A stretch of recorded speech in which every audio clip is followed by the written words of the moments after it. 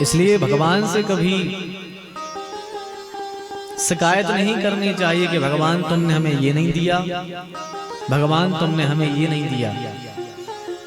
भगवान ने सब कुछ हम सबको दिया है और समय आने पर भगवान हमें जो चाहिए वो देगा। इसलिए कभी भगवान से शिकायत ना करो। और भजन करने में यदि विपत्ति आए, संकट आवे, तो घबराया ना करो कि हम इतना भजन करते हैं, हमारे ऊपर इतने संकट आ रहे, विपत्तियां आ रही। संकट विपत्ति उसी के ऊपर आते हैं जो भगवान का भजन करता है। जो भजन नहीं करता उस पर संकट नहीं आते, पर जो भजन करता है भगवान उसी को संकट देते हैं, उसी की भगवान परीक्षा किया करते हैं। भगवान परीक्षा लेते हैं जो भजन करता है। सुदामा जी की भगवान ने कितनी कठिन परीक्षा ली, राजा हरिश्चंद्र की भगवान ने कितनी कठिन परीक्षा ली, भगवान ने शिवी महाराज की कितनी कठिन परीक्षा ली, पर वे परीक्षा देने में सफल हुए। सब जिन जिन की भगवान परीक्षा लेते हैं, यदि वह व्यक्ति परीक्षा में पास हो जाता है तो भगवान उसको खूब धन धान्य की पूर्ति करा देते हैं। पर जो परीक्षा में पास नहीं हो पाया, कई लोग ऐसे होते हैं भजन करते हैं लेकिन वे बच्चों की तरह होते हैं। जैसे बच्चा बचपन में रोता है, माँ कर रही है घर में काम और बालक रो रहा है। माँ ने सोचा कि बच्चा रो रहा है, इसको शांत कैसे करें, तो माँ ने एक खिलौना लिया और खिलौना लेकर के दे दिया कि ले बेटा इस गुनगुने के साथ में खेल। तो कई बच्चे होते हैं जो खिलौना लेकर के मान जाते हैं, फिर नहीं रोते। लेकिन कई बालक ऐसे होते हैं कि खिलौना देने पर भी रोते ही रहते हैं। तो माँ जान जाती है कि ये जब तक हम इसको लेंगे नहीं अपने हाथ में गोद में, तब तक ये मानने वाला नहीं है। तो माँ दौड़कर आती है और बच्चे को उठाकर अपने हृदय से लगा लेती है और बालक जो है शांत हो जाता है, मान जाता है, क्योंकि उसको माँ मिल गई। ऐसे ही कई भक्त हैं जो भगवान का भजन चालू करते हैं तो भगवान उसको रिद्धि सिद्धियां देते हैं। भगवान लोभ देते हैं खिलौने जैसा कि इसको खिलौना दे दें, तो भगवान उसको रिद्धि सिद्धियां देते हैं जब व्यक्ति भजन चालू करता है।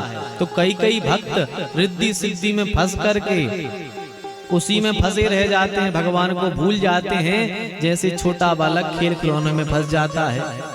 लेकिन कई भक्त ऐसे होते हैं जो भगवान की भक्ति करते हैं और भगवान उनको रिद्धि सिद्धि देते हैं, तो वो रिद्धि सिद्धियों को ठुकरा कर कि भगवान हमें आपकी ये माया नहीं चाहिए, हमें तो आप ही चाहिए हैं। तो जब भगवान की भक्ति को निरंतर व्यक्ति करता रहता है, रिद्धि सिद्धियों के लोभ में नहीं फंसता, उसको साक्षात भगवान ही प्राप्त होते हैं, स्वयं भगवान प्राप्त हो जाते हैं ऐसे प्राणी को।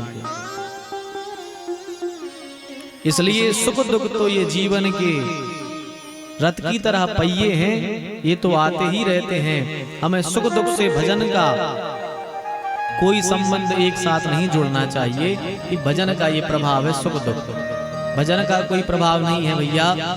कल भी भगवान श्री कृष्ण ने नंद बाबा से कहा था, कर्मणा जायते जंतु कर्मणैव विलीयते। अपने अपने कर्मों से व्यक्ति जन्म लेकर आता है, अपने ही कर्मों के द्वारा व्यक्ति की मृत्यु होती है। सुखम दुखम भयं क्षेमम, जो सुख दुख है ये भी व्यक्ति को उसके कर्मों के द्वारा ही प्राप्त होते हैं। कोई किसी को दुख नहीं देता, ना कोई किसी को सुख देता है। किसी में इतनी सामर्थ्य नहीं है कि आपको सुख दे सके या दुख दे सके। काहू न को सुख दुख कर दाता, कोई किसी को सुख दुख नहीं देता है। निज कृत कर्म भोग सब भ्राता, हर व्यक्ति अपने अपने किए हुए पूर्व जन्म के सुख दुख को पाया करता है। पूर्व जन्म में यदि अच्छे कर्म किए होंगे तो अच्छा पाओगे, बुरे कर्म किए होंगे तो इस जन्म में पाप तो भोगना ही पड़ेगा, कष्टों को भोगना ही पड़ेगा। क्योंकि किए हुए कर्म किसी के नहीं कटते, चाहे वो कोई व्यक्ति रहे। त्रिभिर भर सई त्रिभिर मासई त्रिभिर पक्षई त्रिभिर दनई।